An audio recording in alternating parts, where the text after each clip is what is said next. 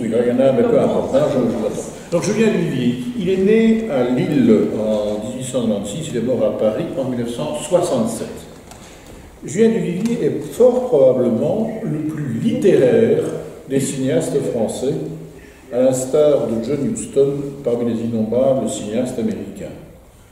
En utilisant ces termes, je fais la distinction entre ce que j'appelle d'un côté les cinéastes littéraires et de l'autre les écrivains cinéastes, tels que Sacha Guitry, Marcel Pagnol, Jean Cocteau, Jean Giono, Romain Gary, Marguerite Duras, Bertrand Blier, ou encore Bernard-Henri Lévy, Michel Houellebecq et Philippe Toussaint, car l'immense majorité des 65 films que Julien Duvivier a réalisés de 1919 à 1967, 21 muets et 44 parlants, sont basés sur des œuvres de fiction, que ce soit des romans, des nouvelles ou des pièces de théâtre.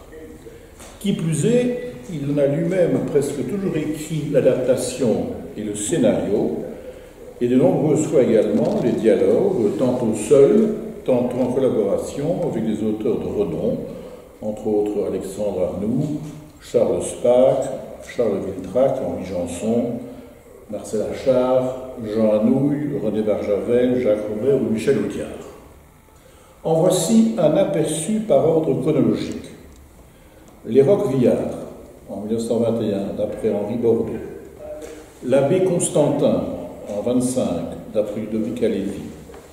Poil de carotte, de Jules Renard, en 25 et en 32, il en a fait une version muette et une version parlante. L'homme à l'hispano, d'après un best-seller de Pierre Frondet. Alors ça c'est étonnant, le mariage de Mademoiselle Bellemans, oui, en 1927, d'après Fonson et Wichler. Le tourbillon de Paris, d'après Germaine Acremant, tiré de l'auteur des Dames tiré du célèbre roman des Dames au chapeau vert. Maman Colibri, d'après Henri Bataille.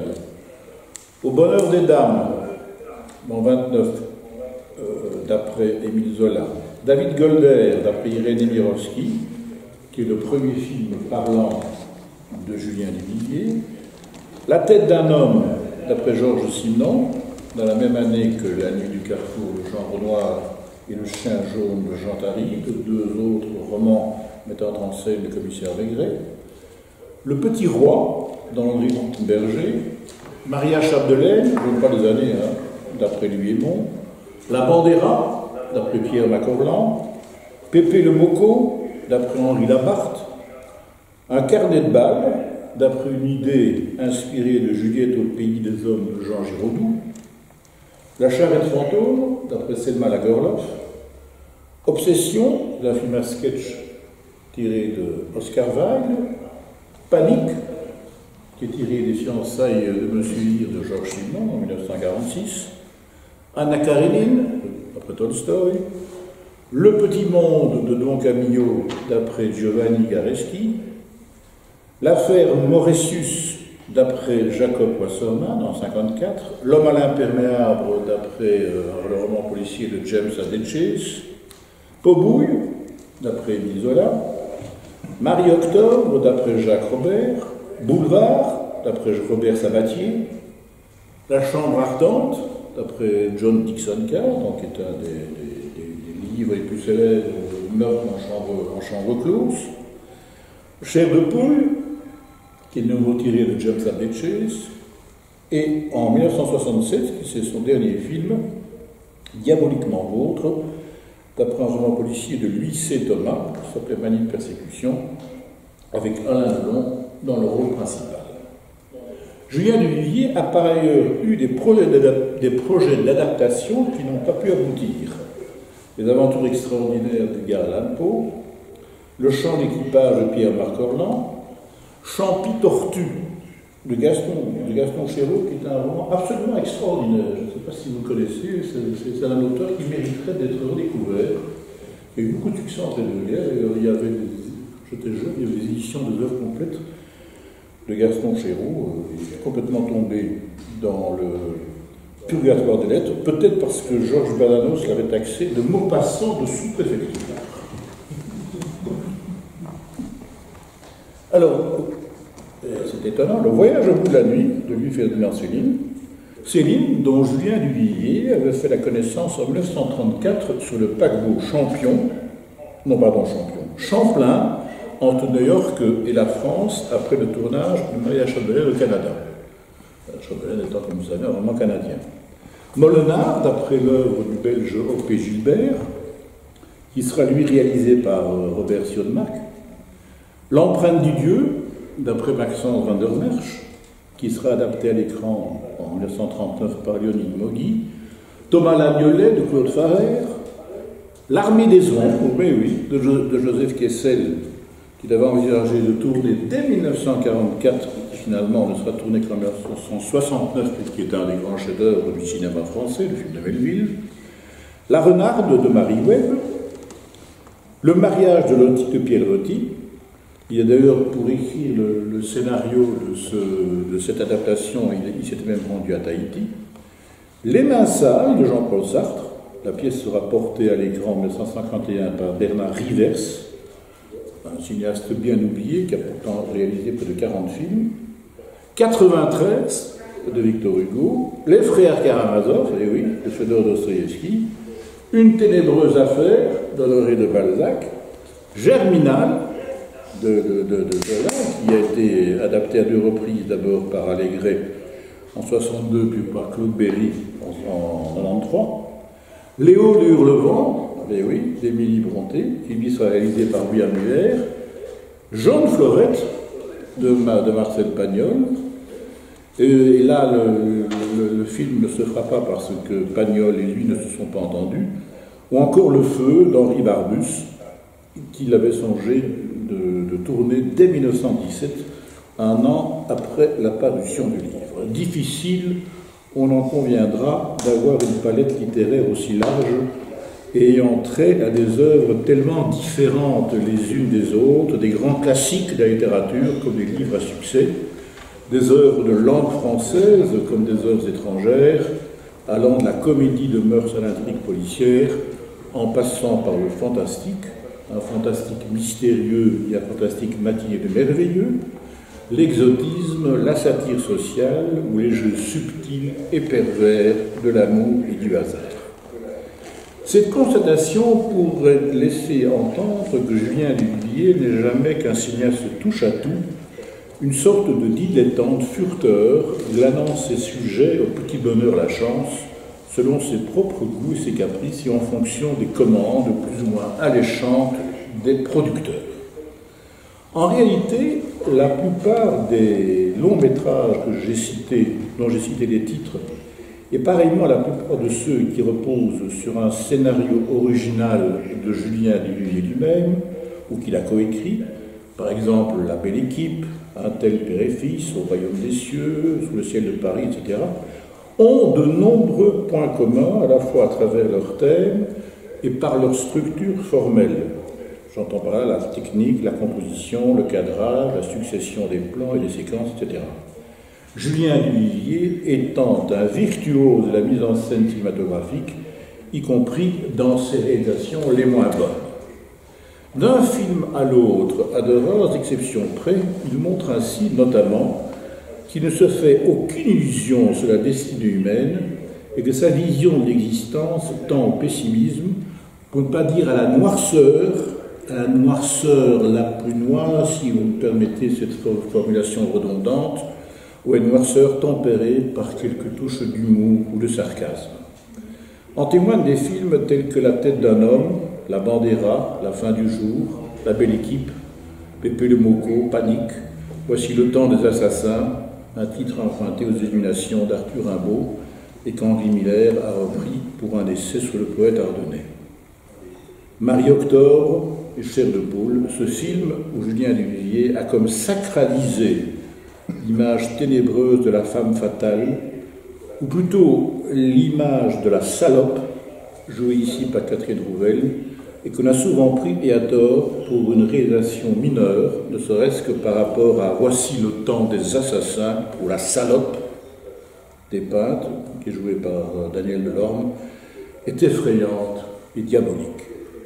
Toutes ces œuvres sont en conteste d'authentiques films noirs, un genre qui n'est pas une spécialité exclusivement hollywoodienne et qui, par sa puissance d'évocation et sa dimension métaphorique, constitue, on l'a souvent dit, un avatar moderne de la tragédie grecque. En quoi les tragédies de Julien Duvivier sont arrangées aux côtés de celles de Howard Hawks, John Huston, Frank Borzage, Robert Siodmak, Henri Hathaway, Maurice Tourneur, Orson Welles et surtout Fritz Lang. Son pessimisme, son regard désabusé sur le monde, un monde troublé, peuplé de gens veules et médiocres, on les retrouve du reste dans des films moins connus comme David Golder, plus connu, Un carnet de balles, Anna Karénine, L'affaire Mauritius et Pomu, dans lequel Gérard Philippe interprète un de ses meilleurs rôles, un rôle de personnage ambitieux, séducteur, volage, cynique et ambigu, à la fois Rastignac et Julien Sorel, dont le détachement dissimule derrière des sourires enjôleurs et donjuanesques, dont le détachement dissimulé derrière des sourires enjôleurs et donjuanesques dissimulés donne souvent froid dans le dos. À ce stade de mon propos, je n'ai toujours pas posé la question de savoir si tous ces films sont fidèles ou non aux œuvres littéraires qui les ont inspirés. La question est, je crois, toute théorique, puisqu'on avait en l'occurrence à deux moyens d'expression, à deux langages distincts. Tel ou tel réalisateur lit un roman. Il s'en fait petit à petit une certaine idée, peut-être même à un moment donné ou à un autre, il s'en fait une idée précise, il se le projette dans sa tête, puis s'il a l'imagination fertile, il a déjà, sans avoir écrit une seule ligne de son adaptation et de son scénario, sans avoir tracé un seul dessin de son storyboard, il va bientôt se le projeter cinématographiquement dans sa tête, d'ordinaire, en ne retenant que quelques aspects, voire quelques détails, des détails qu'on qualifierait de photogéniques, et peu importe que ceux-ci n'aient revêtu aucune importance pour le romancier, ou au contraire, ils aient été, de son point de vue, extrêmement significatifs. Qu'est-ce qu'une adaptation digne de ce nom? Se demandait Pierre Véry dans le film français du 11 septembre 1946, lui qui était le scénariste non seulement de certains de ses romans les plus célèbres, dont L'assassinat du Père Noël et Goupil Marouge, mais aussi de La Chartreuse de Parme de Stendhal, réalisé par Christian Jacques en 1948, et Sans famille d'Hector Malot, réalisé par Henri Michel en 1958. C'est, dit Pierre Véry, le transport, non d'une anecdote, mais d'une résonance, d'une vibration, d'un rayonnement émané d'une œuvre sur un autre plan de l'art, dans un autre monde de l'art, et par des moyens d'écriture sans commune mesure avec ceux du roman. Et d'ajouter, un adaptateur digne de ce nom doit être un auteur, un médium. En ce qui le concerne, le médium doublé du bourreau de travail qu'a été Julien Duvivier toute sa vie durant, l'auteur, Julien Duvivier, a lu Zola, Marc Orlan, Simenon et les autres, et en même temps, son esprit les a traduits en cinéma, c'est-à-dire dans un langage à lui, dans la langue dont il est censé connaître par le menu le vocabulaire et la grammaire spécifique. Et déjà, son esprit a interprété Zola, Marc Orlan, Simenon et les autres. Il les a transfigurés, les a métamorphosés, les a recréés, les a restitués d'une autre manière, avec d'autres cordes, d'autres grilles, et le critique besogneux, fin lettré ou simple amateur de littérature, lui, parlera alors de fidélité ou de trahison, voire carrément de sacrilège.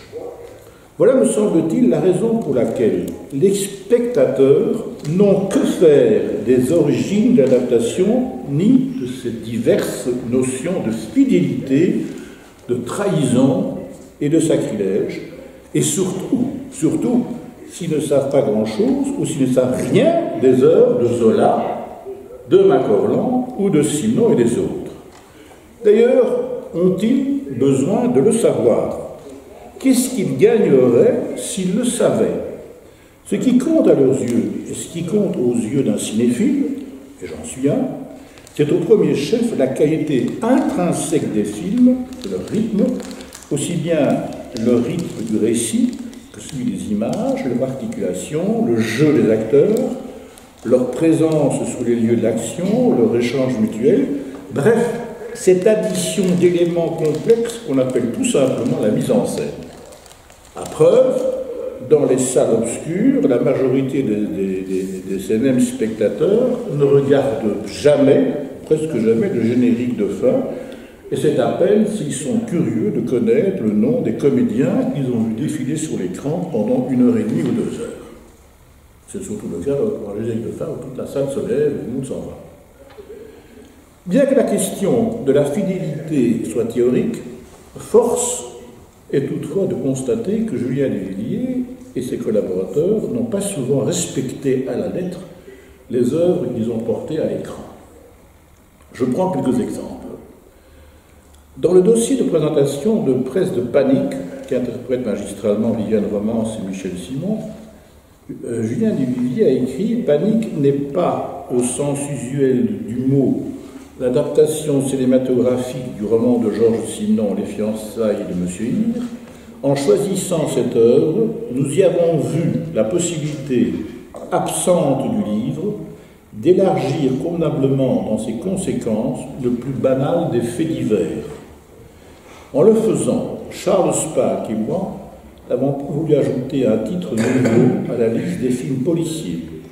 Si toute l'action tourne autour d'un crime, l'intérêt du sujet ne réside pas ici dans la découverte de l'assassin, ni même dans les péripéties de l'enquête. Nous avons voulu faire de Panique un film d'atmosphère sociale. Un crime a été commis, ce fait crée immédiatement autour de lui un climat particulier susceptible d'éclairer parfois singulièrement le fond des êtres et même d'une manière générale celui de la nature humaine. Il semble qu'il projette sur tous ceux qui le touchent, sur ceux-mêmes qu'il ne fait qu'effleurer, une lumière violente et crue, accusant les traits de chacun.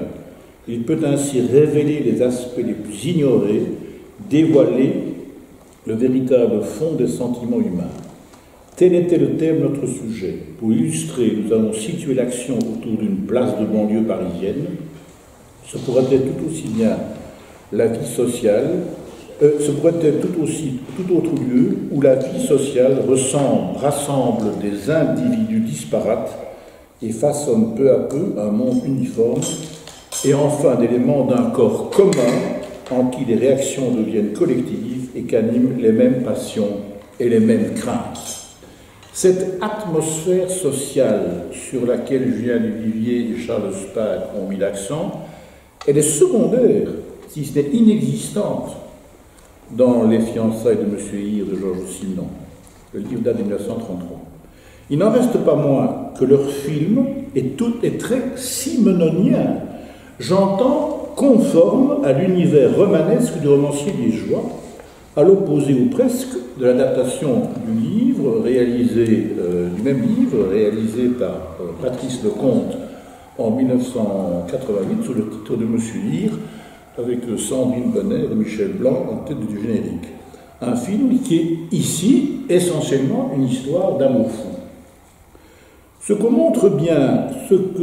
montre bien que plus une œuvre littéraire est réussie, et plus elle fourmille de ressources, plus elle se prête à une grande variété de perceptions. Je signale au passage que Julien Duvivier a rencontré Georges Simenon en 1932 lorsqu'il a tourné La tête d'un homme avec Harry Bor dans le rôle du commissaire Maigret. C'est d'ailleurs à cette occasion que Simon, je le sais, a eu des velléités de faire lui-même de la mise en scène. Il a très très vite renoncé, réalisant à quel point c'était surtout le fait que c'était un travail collectif qu'il avait freiné. Sinon, quelqu'un qui travaillait seul devant travailler avec une équipe de comédiens, de techniciens, etc. C'est quelque chose qui l'avait fortement perturbé. Il a très vite renoncé, et c'est une des raisons pour lesquelles il n'est plus jamais revenu sur un plateau de cinéma. Dans le dossier de présentation de presse de Paubouille, Julien Duvivier note qu'une des principales difficultés d'adaptation d'une œuvre littéraire réside, selon lui, dans la courte durée d'un film.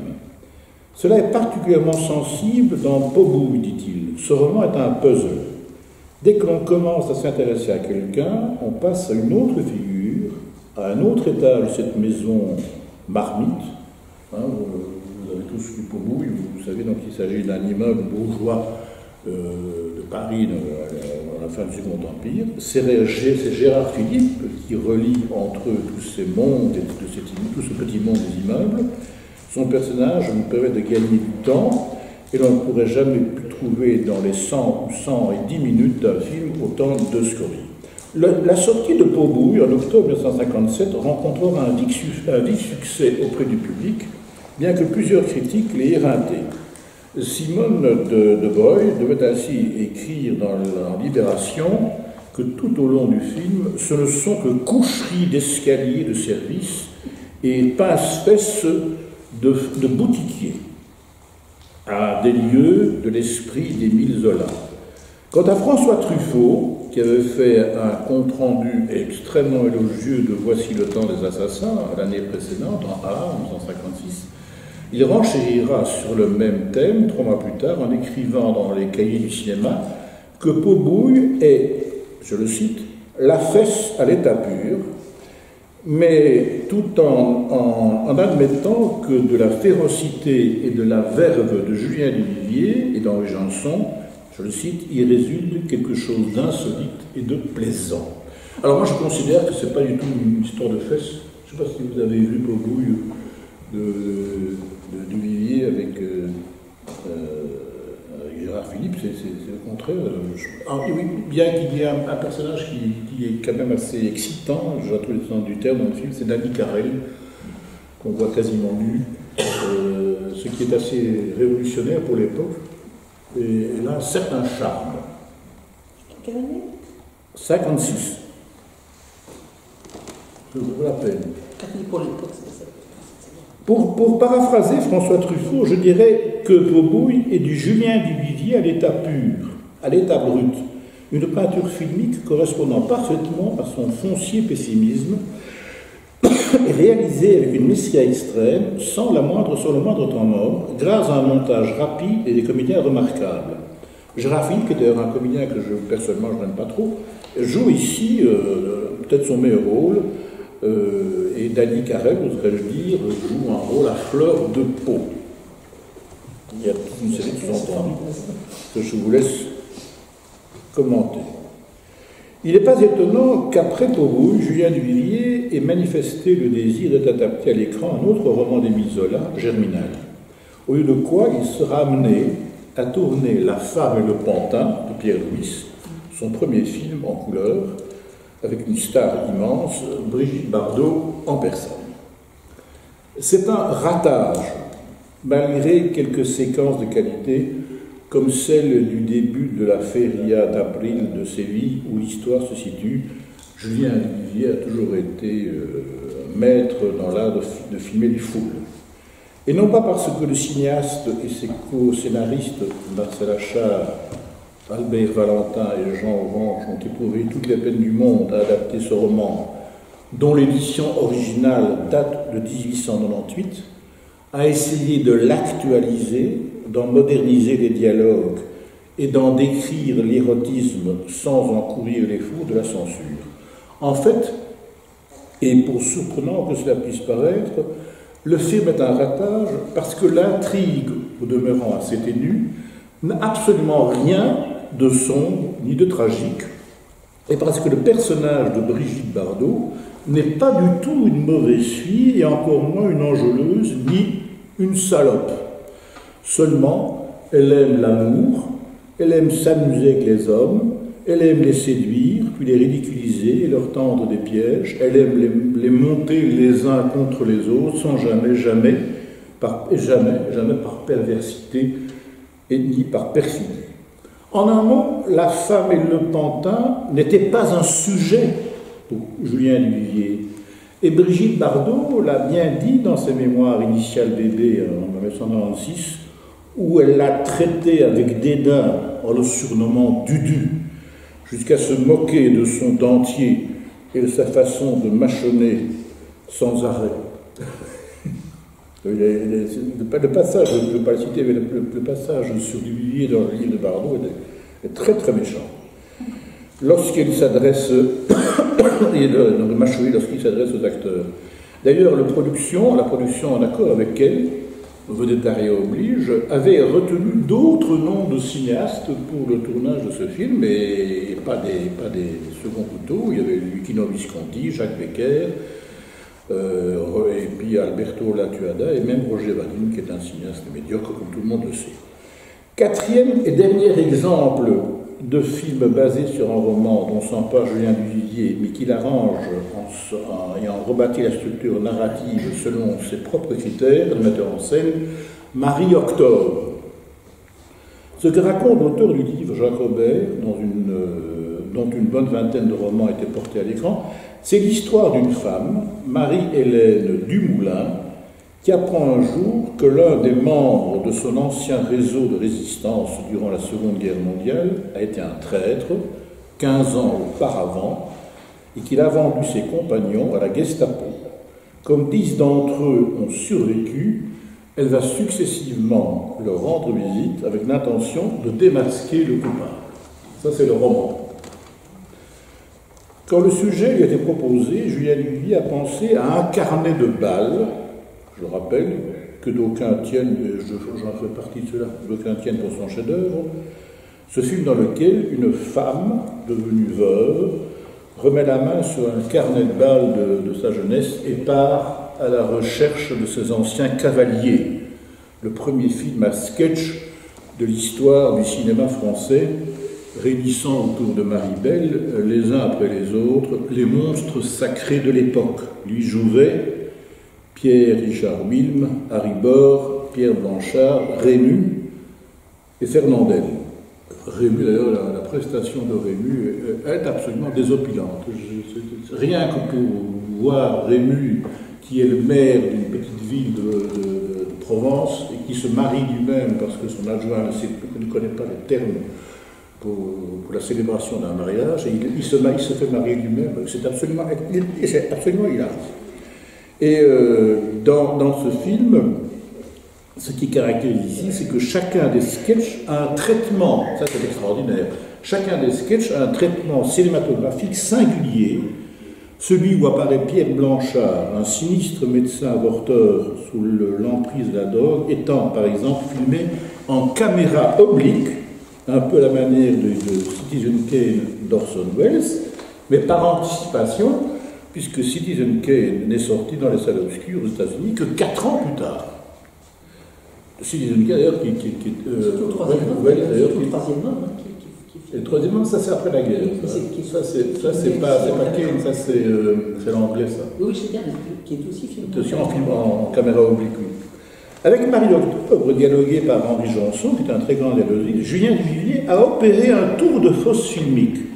Fondre les 10 confrontations des survivants du réseau de résistance en une seule et enfermer tous les personnages dans un décor et un lieu unique et les filmer en même temps, c'est-à-dire non seulement l'opposé du roman de Robert, mais aussi l'opposé d'un carnet de balles. Un carnet de balles, c'est donc une suite de 5 sketchs.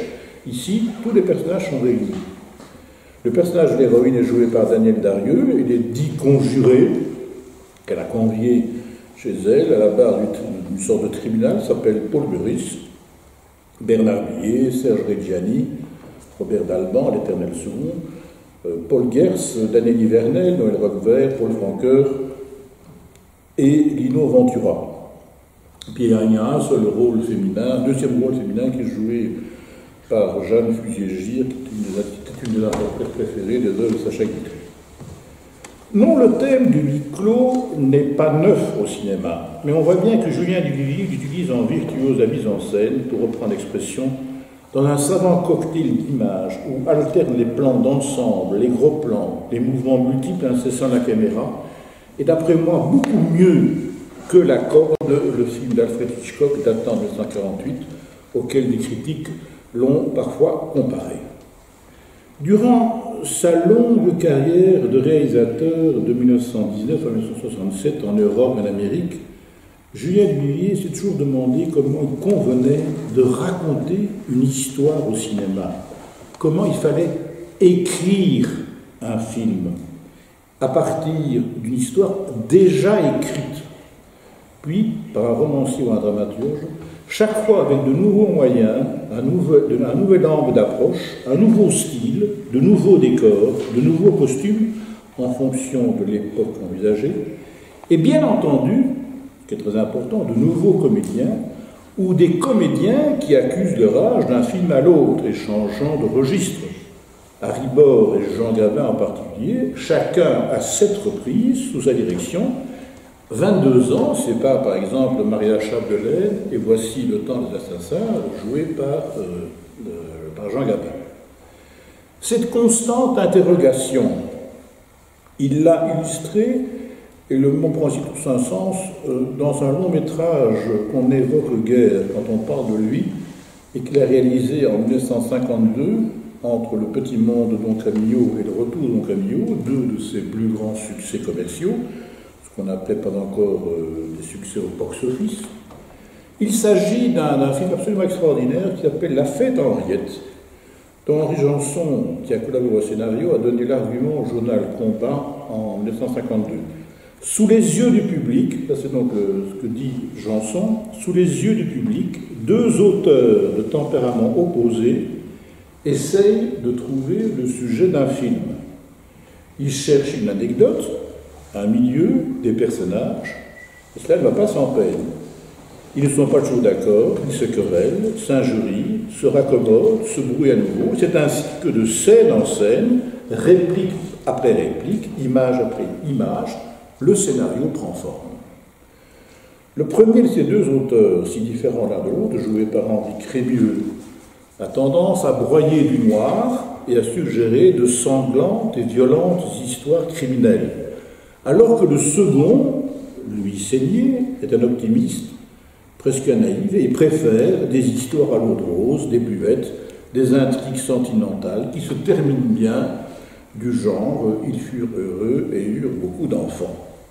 Et tout ce qu'ils inventent, le noir et le rose, le dramatique et le cocasse, l'improbable et le plausible, le vraisemblable et l'invraisemblable s'incarnent instantanément sur l'écran. Pour Julien Duvivier et Henri Janson, une manière virevoltante de montrer, de faire voir des visous que le cinéaste et le dialoguiste sont toujours les maîtres du jeu et qui conduisent à leur guise le destin de leurs personnages. La mise en abîme de La Fête à Henriette frise par moments la caricature et multiplie les pirouettes dont la toute dernière est amusante. Les deux auteurs, donc le pessimiste et l'optimiste, finissent par s'accorder et décident de proposer le sujet de leur film à Michel Auclair, ou plutôt au comédien Michel Auclair, lequel joue un des très nombreux personnages du film qu'ils ont imaginé pendant 2 heures de spectacle. Et Michel Auclair de refuser, car il vient justement de tourner le même film et que cette histoire n'est autre que le film qu'on vient de voir. Avec un tel sujet, un tel pari cinématographique, aurait-on pu, avec un tel sujet, un tel pari cinématographique, aurait-il pu, donc je parle de Duvivier, être traité comme un film noir? Je n'en sais rien. Moi j'ai la conviction en tout cas qu'il faut juger un créateur, c'est une conviction profonde qui dépasse largement le cadre de mon exposé, qu'il faut juger un créateur, quel qu'il soit, écrivain, peintre, musicien ou cinéaste, dans ce qu'il a fait de meilleur, de plus éclatant et de plus abouti. Julien Duvivier a réalisé 65 films et dans le lot figure sans conteste une dizaine au moins de très grands films, le chef-d'œuvre du cinéma français et au-delà, sans aucun doute, du cinéma mondial.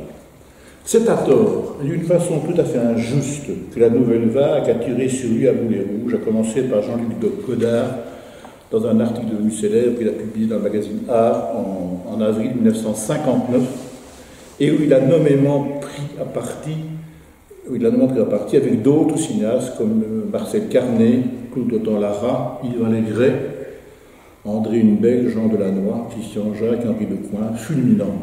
À tous, ça c'est Godard qui parle, à tous ces réalisateurs, nous ne voulons rien dire d'autre que ceci. Vos mouvements d'appareil sont laids parce que votre sujet est mauvais. Vos acteurs jouent mal parce que vos dialogues sont nuls. En un mot, vous ne savez pas faire du cinéma parce que vous ne savez pas ce que c'est. C'est difficile d'être plus direct. Combien de films, je vous pose la question alors, ma polémique est lancée. Combien de films de Jean-Luc Godard sont-ils aujourd'hui regardables? Et combien de ses co-religionnaires, Louis Malle, Jacques Rivette, Alain Resnais, Agnès Varda et même François Truffaut, la coqueluche des historiens du cinéma français, dont Julien Duvivier devait être apprécié le premier opus, les 400 coups, projeté au Festival de Cannes en 1957, où il était membre du jury, présidé par son ami Marcel Achard. Et cette année-là, le film La Palme d'Or est venu à Orfeo Negro de Marcel Camus, et le prix de la mise en scène a été accordé à 400 coups. Il serait temps, je crois, de remettre la nouvelle vague à sa juste place. Elle a produit quelques grands films, c'est vrai, mais elle a aussi distillé de convenus de Miedrock un tombereau de navets que quelques irréductibles continuent de voir avec des yeux de chimène, une chimène d'un âge révolu, exsangue, décati. Et c'est ce que le toujours bouillant Romain Gary, qui est un écrivain que j'admire, avait déjà dénoncé dans un article écrit en anglais et paru dans Shaw, la revue Shaw en 1964. Il n'y a pas, écrit-il, la moindre audace. Le plus grand paradoxe en ce qui concerne le groupe entier dont il parle de la nouvelle vague, c'est que tout en prétendant libérer le cinéma de la littérature, presque tous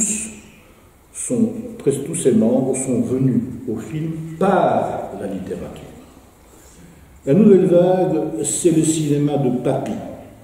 Par comparaison, Julien Duvivier, Dudu, le fou de littérature, Dudu le pessimiste, Dudu qui mâchouille, qui grimace, Dudu avec ses chefs-d'œuvre et ses ratages, Dudu qu'admirait Jean Renoir, Orson Welles et Ingmar Bergman, Dudu, lui, représente, à mes yeux, l'aristocratie du 7e art. Je vous remercie de votre attention.